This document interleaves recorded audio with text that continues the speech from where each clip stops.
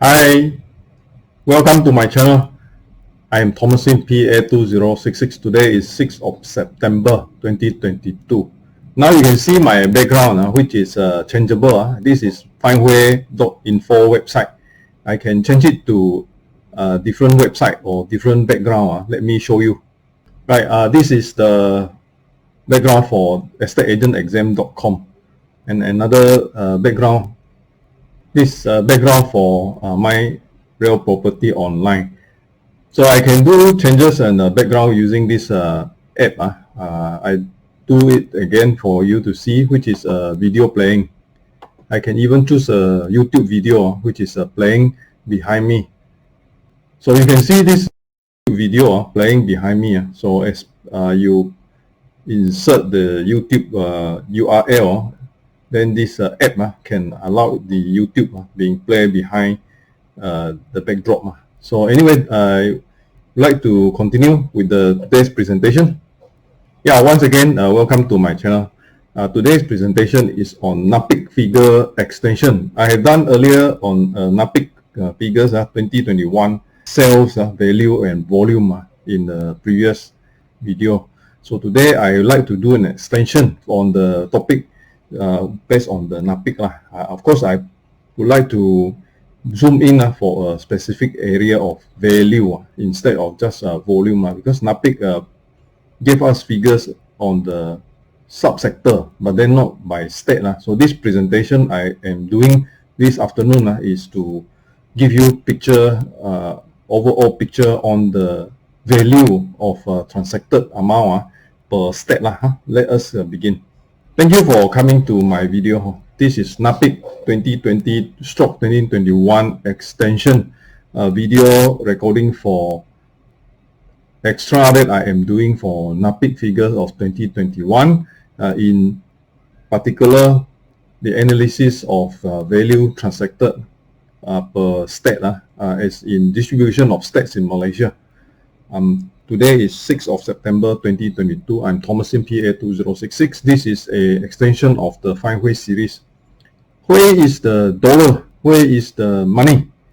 The reason why I choose this topic and the title of where is the money is that we understand the whole Malaysia, but then we would want to know what is the transacted value in the different states. So-called if you are practicing in East Malaysian state, or if you are practicing in East Coast states, what is your market value in terms of the transacted value in your area. So of course we want to dissect this figure so that we can understand in a way what is the potential of market size in these different regions. Let me dive in. So we know the total market size of real estate transacted value in 2021 is actually 144,870.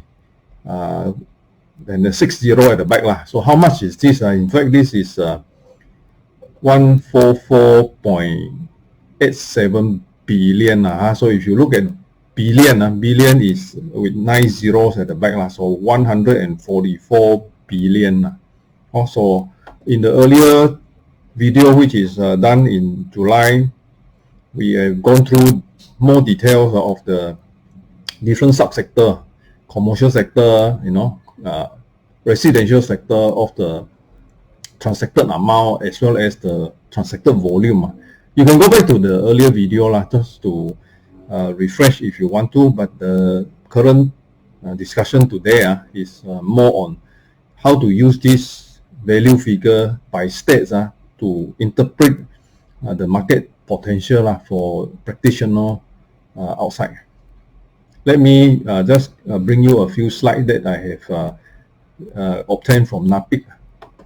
So this is the transacted volume by state. Well, NAPIC, as you know, gives away data based on volume as well as the value. But value, they usually give you value of subsector, but not by state. Of course, hard to find the value by state. You have to handpick. You go in and handpick. I later on combine to show you some figures on my own analysis. But this is the volume. So volume not necessarily has to relate with the value lah. Of course, in high volume transacted region, the value transacted should be also very high. However, if you look at the states where you have high density or population, then of course the real estate value transacted will be undoubtedly high because of the concentration of population. So for us to understand volume versus value, our parameter of comparison would likely using volume as in transacted volume, but then the money paid, the commission paid would be a lot to do with the value lah. So for real estate transaction, the commission professional fee payout is based on the value, so a percentage of the value. So value for us is actually more important than volume. So look at the total volume transacted per 2021 versus 2020. You can see that Selangor is the highest. Of course, the whole Malaysia, Selangor is the most densely populated area, followed by Perak and Johor. And also after that is Kedah, and immediate after that I have made a box is Sarawak lah. So East Malaysia, Sarawak by volume of transaction, Sarawak is much higher than Sabah. Sabah is way down below. However, the chart I want to emphasize with the few things important. One is we understand that highly dense area like Selangor and Kuala Lumpur, they combine together, these two combined together would be very much half of the nation's productivity lah. Then after this region would be Johor or northern or southern region Johor or the northern Perak and Kedah region. Pulau Pinang also relatively, because of the size of the state is small, so the transacted volume could be due to the smaller size, also smaller, but for dense population, this is also a dense population area. Whereas Sarawak, the whole state is very big. In fact, almost as big as the whole peninsular Malaysia. But the total transacted volume is indeed not really alarmingly more than Penang. So it's just a little bit more than Penang. Whereas Sarawak, in terms of land size, is huge, enormous compared to Pulau Pinang. And East Coast states are smaller. So the fourth region I would want to attract your attention is the fourth region is in fact Negeri Sembilan and Malacca area. So let me summarize again. The first region is Klang Valley. After that is the southern region Johor. Then the northern region Perak, Kedah and Penang. Then the central south region, which is Negeri Sembilan and Malacca. So these are the four, I guess, important region to look into the figures so that you can understand how real estate business is distributed. Let me show you another two more extract of slide and graph from NAPIC. One is the residential new launches, sales performance by state. This one is about how much of a unit that is been launched and how much is it sold. So of course, higher than 50% looks at the yellow highlighted ones will be indicative of good economic recovery, good economic advancement in the sense that if you look at the number, which is 65.1%, 54.0% of the total launch being sold, then this is really good news. So the three areas is Pulau Pinang, Selangor, and also Kedah. So northern region, in fact, seems to be doing well. Selangor is 50 around, just on the mark. The rest of the region, in fact, are very much below 50%. Of course, 49 Johor, 41 for Malacca, Negeri Sembilan 37, And then you can see that Kelantan, not much of transaction, 15.1 only sold. Sarawak is 26.4, Sabah is 21.7. So all these areas whereby the launches not being sold are indicative of a slowdown market. So these are sort of prediction and projection. Of course, well, with the COVID coming over to more people coming out, more economic activity are returning, we are expecting more improvement in the aspect of units being sold. Then the hangover by state also. These figures are taken from NAPIC. I choose to extract these figures by state because we want to understand in this particular video recording about how various factors affect the state's performance. So Selangor is also high, overhang is high, and then Johor comes second, Pulau Pinang, Kuala Lumpur, Sabah, Perak, and I put Sarawak as in the box. So you can see the region which is central, highly dense area, there are a lot of build, so there will be supply coming in, a lot of supply coming in, therefore there's a lot of overhang. And the area where is outskirts because already not much of a potential of being sold, so the overhang coming in, the supply coming in, affecting the overhang would be less. So those which is I guess from Sabah onwards is not so much of a concern. Only the one that is above here. So Kuala Lumpur, Pulau Pinang, Johor, and Selangor. So what about value? So this particular video presentation, I want to specifically talk about value because the value per state, you need to massage the figure to come out with such a analysis. So this is a snapshot. It's not by year. This is by snapshot. That means we freeze the time at Q3 of 2021 and take a picture for the purpose of analysis. Only that particular portion of the year to 2021. So it should be from July, August, September. July, August, September of the month in 2021. So now we look at the figures. You can see that the highest also is according to Selangor 10.1 billion.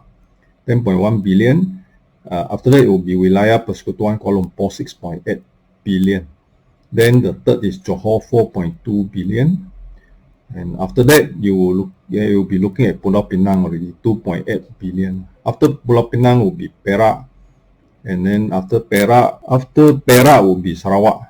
No? Perak and Sarawak about the same. Perak, Kedah, and Sarawak about the same. 1.8, 1.7, 2.1. Then after those, then only the Malacca and the Negeri Sembilan, Negeri Sembilan 13 and 800 plus. So if you look at it, in fact, the four regions, first region is the highest region, which is Wilayah Persekutuan Kuala Lumpur and Selangor, Klang Valley, which add together the highest, almost close to 17 billion in a quarter only. And the second part, which is Penang Northern Region. Northern Region add together Pulau Pinang, Perak, and Kedah. Then the another portion will be the Johor side, the 4.0 million Johor side, and the East Malaysia. The East Malaysia add together close to also 2.0, almost 2.7 billion. 2.7 billion. So this is by value. That means if you are practicing as a estate agency person, then you want to take your money from this area. Because of this value transacted, your professional fee will be based on this value. So the first dense place is Klang Valley. After that would be Johor or Penang. Penang means Pulau Pinang, Kedah, and also Perak. After that, then the East Malaysia side or the Negeri Sembilan and the Malacca side. So Johor being itself a southern side, 4 over million. Let us compare this to the percentage. This is by value. So we want to see what percentage of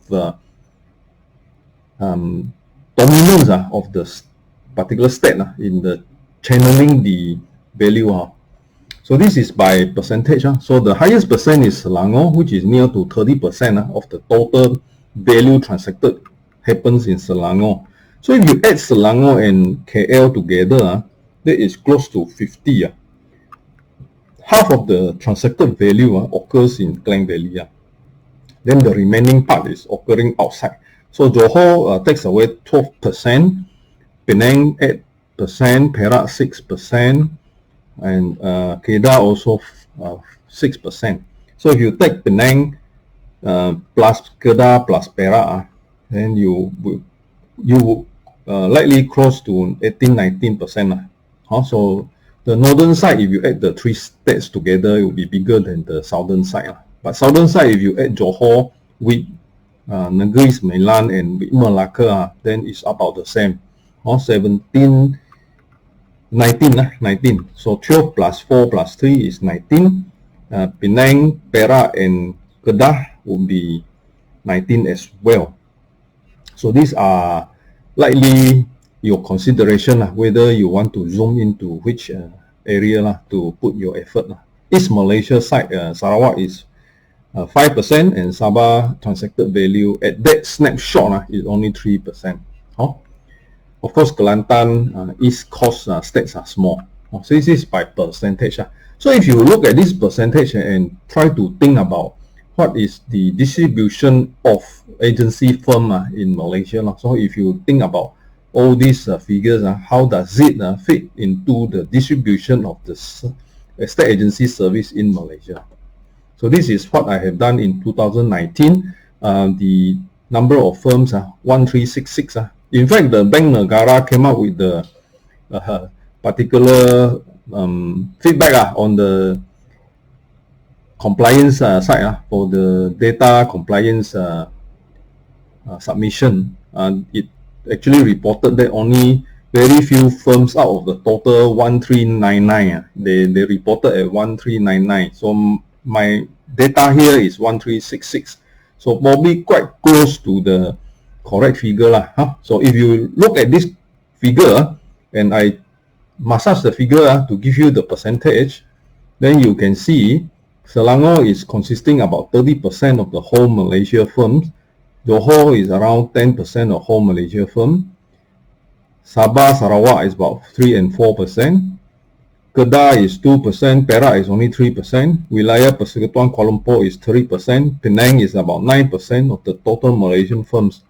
So if you use this distribution pattern and then compare it to the value that is that means you can have a value back to the different states, then you can see that you have a high volume value on sales of 29% in Selangor with the 30% of the firm located in Selangor. So this seems to be able to explain that well, with the amount of transaction value, you actually see a similar number of firms established in Selangor to handle this transaction. Of course, if you can say that these two figures may be different for the reason that the availability of the firms in the local setting may be due to many other reasons. Many other reasons can mean also unable to obtain license, or there are not much of interest because not many are forming up firm practice. So I have put it into easier to understand table. So I have put the table into easier manner for illustration. For the arrow here, I put Johor, Sarawak, Perak, and Kedah. So from the first part with the blue box, This shows the transacted value in terms of quarter 3 2021 in this region. So it looks like in Johor there are 12% of value transacted in that particular snapshot of the time. Sarawak 5%, Perak 6%, and Kedah 5%. So if you compare the percentage value which is transacted and the percentage of firm which are available in distribution in these states, you can see that Johor has a high value whereby the firm number is only 10%. Sarawak is 5%, but then the value 5% transacted handled by only 3% of the firm in Malaysia. Perak is 6% of the transacted value, but only handled by 3% of the workforce of the whole Malaysia real estate agency practice firm. Kedah is 5% of the whole nation's transacted value, but Kedah only has 2% of the total firm manpower in the country. So it seems to show that these are areas where, well, if you are practicing here, then you have maybe a higher net return revenue for you, because you are able to compete better, you have less competitor, and therefore able to maybe make more money. Whereby you can see in some area like Wilayah Persekutuan Kuala Lumpur, you have 19% of total value transacted in this region, but you have 30% of the total Malaysian firm manpower practice. So it seems to show that more people are going after less food So in this case, probably more competitive So look at Pulau Pinang, 8% of the total Malaysia sales, and you have 9% of total workforce in Penang.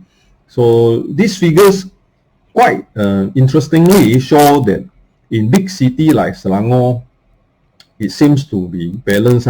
You have good balance of number of transacted value with the number of workforce. But then in some places, this is really, you can see, is lacking less workforce, but value is good. So these are areas where maybe you want to think about your future business expansion. So if you add Selangor 29% and Kuala Lumpur 19%, so this would be 48. This will be 48%, and you add 30%, and 30% is 60. So 60% of the workforce are working for around 50% of the total value. Right, in order to give a global picture, a more complete picture, so I will have a few more slides of year 2020 whole year as well as year 2021 whole year of value. So here, as we were analyzing, it was a snapshot on the quarter 3 2021 value by state. So now we look at the value by state, but for the whole year 2020 as well as 2021, we will see whether this snapshot of the 3 months would be the same pattern as compared to the 2020 whole year or the 2021 whole year. Let us look into the 2020 value by state as well as 2021 whole year value by state.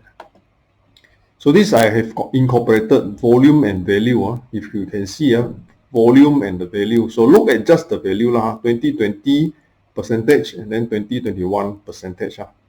So this is the original one, which is the snapshot quarter 3 2021. So you can understand that the whole year for 2021 was 144.867 billion. So 2020 was 119.075 billion. So 2020 was affected by COVID. 2021 also affected by COVID, but on the recovery phase. We compare, let's say we just pick Selangor. So Selangor in the snapshot is 29%. 29% in the 2020 whole year is 32%. 2021 whole year also 32%. So if you use Klang Valley, let's say we add Selangor 32% plus Wilayah Persekutuan Kuala Lumpur 14%. So in total it should be 46%, 46% for 2021 and about 44% for 2020. In the snapshot, we adding these two together, 29 and 19, is actually 48%. So we can see the same pattern, about 44 to 48% of the whole country's value came from the Klang Valley. Then thereafter, the production of the southern side, 12% in a snapshot. But for whole year 2020 is 14%, and then 13% in 2021. So yes, after Klang Valley will be Johor. After Johor, then we'll come to Penang. Penang here is 8% for the snapshot third quarter. Penang for the whole year 2020 is 7%, and the whole year 2021 also 7%. East Malaysia Sarawak side, interestingly, 2020 is 5%, 2021 also 5%. For snapshot of third quarter is also 5%. So this means consistent our analysis from third quarter 2021 actually representative of the whole year 2020 as well as whole year 2021.